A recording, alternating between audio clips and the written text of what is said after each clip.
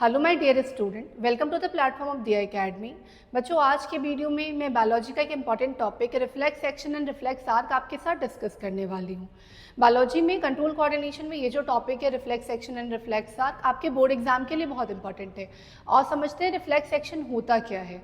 बेटा, actually reflex action का मतलब ही होता है कि कोई भी ऑटोमेटिक रिस्पॉन्स है ना, ऐसा रिस्पॉन्स जो बहुत ही रैपिडली हो रहा है। और ये जो रैपिड रिस्पॉन्स होती है ये बेसिकली हमारे सेंट्रल नर्वस सिस्टम का जो पार्ट स्पाइनल कॉर्ड होता है उसके हेल्प से होता है। यानी सीएनएस, जिसको सेंट्रल नर्वस सिस्टम बोलते हैं, उसके दो ऑर्गन इंपॉर्टेंट होते हैं, ब्रेन एंड स्पाइनल कॉर्ड। इसमें जो स्पाइनल कॉर्ड होता है इसके हेल्प से रिफ्लेक्स एक्शन होता है।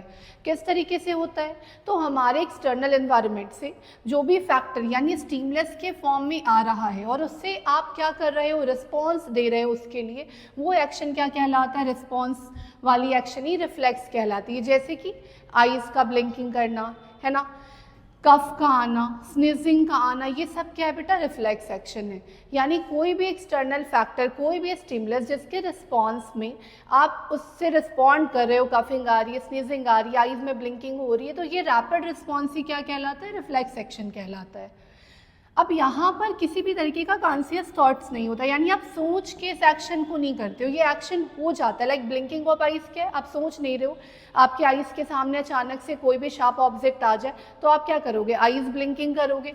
तो ये एक तरीके से रिफ्लेक्स एक्शन कहलाता है। यहाँ पर किसी तरीके का थॉट्स नहीं होता, यानी यहाँ पे कोई भी ब्रेन का इन्वॉल्वमेंट नहीं होता। यहाँ पे कौन हेल्प करता है? स्पाइनल कॉर्ड हेल्प करता है। अब हम समझते हैं रिफ्लेक्स आर्क क्या होता है। तो रिफ्लेक्स एक्शन के लिए जो पाथवे फॉलो हो रही है ना, रिफ्लेक्स एक्शन देने के लिए जो पाथवे नर्व इम्पल्स के हेल्प से हो रही है उसी को क्या कहा जाता है? रिफ्लेक्स आर्क कहा जाता है। यानी रिफ्लेक्स एक्शन देने के लिए जो नर्व इम्पल्स हेल्प कर रहा है उस पूरे पाथवे को रिफ्लेक्स आर्क कहोगे। जैसे कि आपके एनसीईआरटी में एक डायग्राम दे रखा है। मान लो आपने एक हॉट कप ऑफ टी रखा है ना, उस कप ऑफ टी को आप टच कर रहे हो, तो यहाँ पे टच जब आप करोगे तो आपके स्किन पे क्या होता है? रिसेप्टर प्रेजेंट होता है। यानी हमारे हर सेंस ऑर्गन पर रिसेप्टर प्रेजेंट है। जैसे कि आईज में क्या होता है? आईज में भी आपके क्या है? रिसेप्टर प्रेजेंट है। आपके नोज में क्या है? रिसेप्टर प्रेजेंट है। वैसे ही स्किन में जो रिसेप्टर है जिसे थर्मो रिसेप्टर कहा जाता है, इस थर्मो रिसेप्टर के हेल्प से क्या होगा बेटा?